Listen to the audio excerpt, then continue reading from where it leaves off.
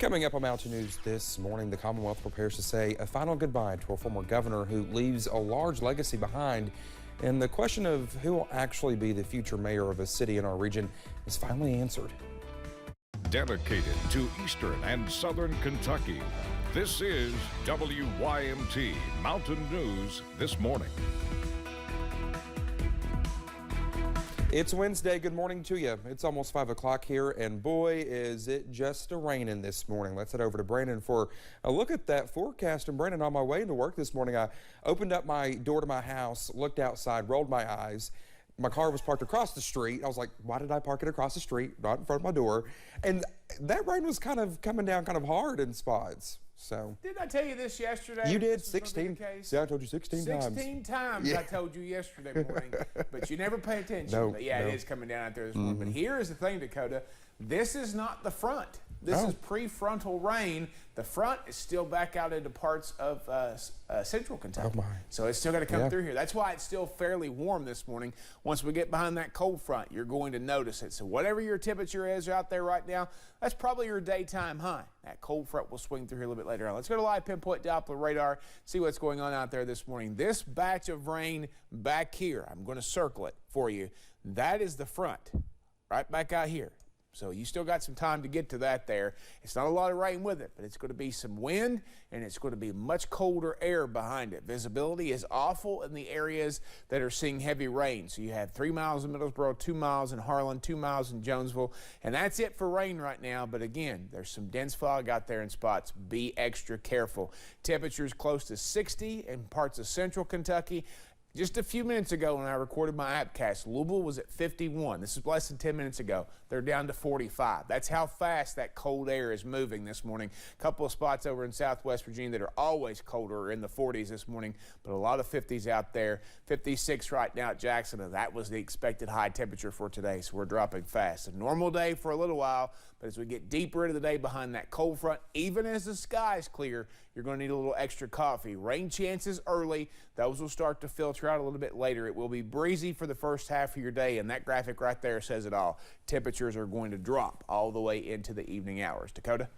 All right, Brendan, thank you. A former Kentucky governor lied in state at the Capitol Tuesday. John White Brown Jr. died last week at the age of 88. He was governor of Kentucky from 1979 to 1983.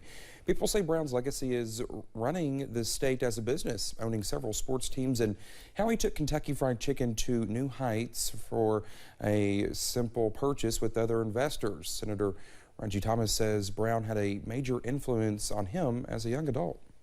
And pulled me aside and he says, you know, he called me Reggie. He said, you know, Reggie Thomas, we need young men like you involved in politics. I want to encourage you to stay the course and continue to get involved because we need to hear voices like yours. And I never will forget that.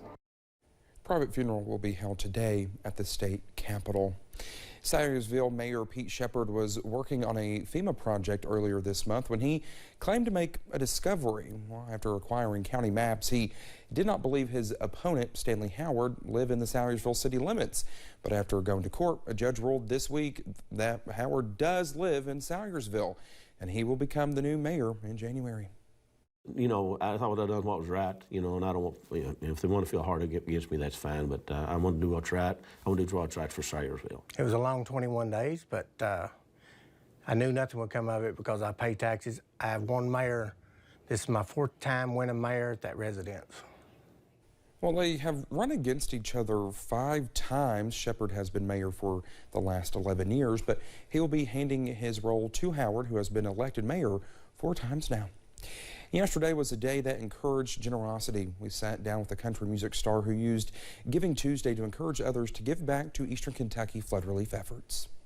On this Giving Tuesday, I urge y'all to do what you can to help those in need. That was country music singer and songwriter T. Graham Brown sporting a Come Hell or High Water Kentucky Strong t-shirt named after his hit song Hell and High Water.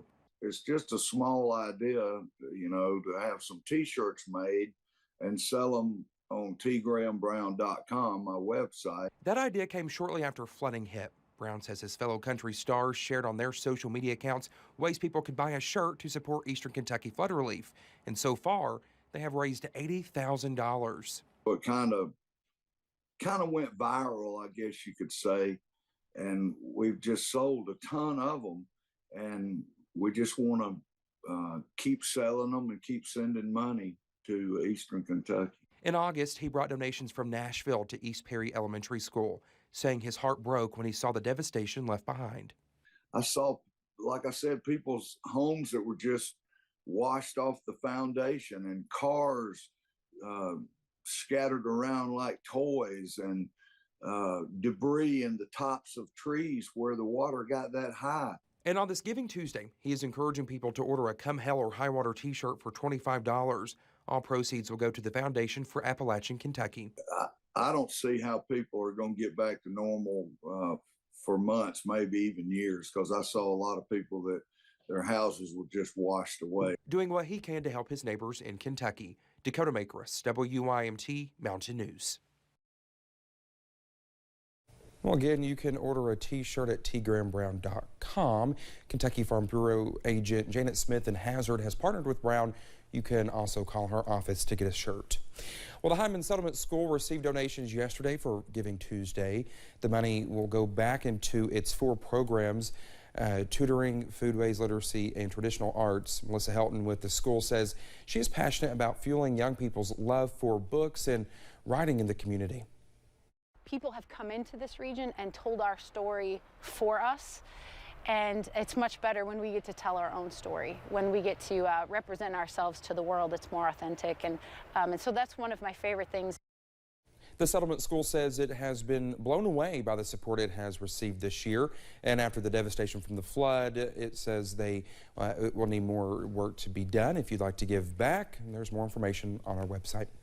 Well, thank you so much for getting your, well, I guess dreary Wednesday morning started with us here.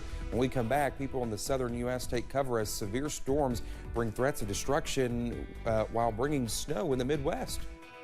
Crazy forecast pattern, that's to be sure. It's a soggy morning here across our region, but enjoy the relative warmth for now because this is the warmest it'll be all day. I'll have the latest forecast in about 3 minutes.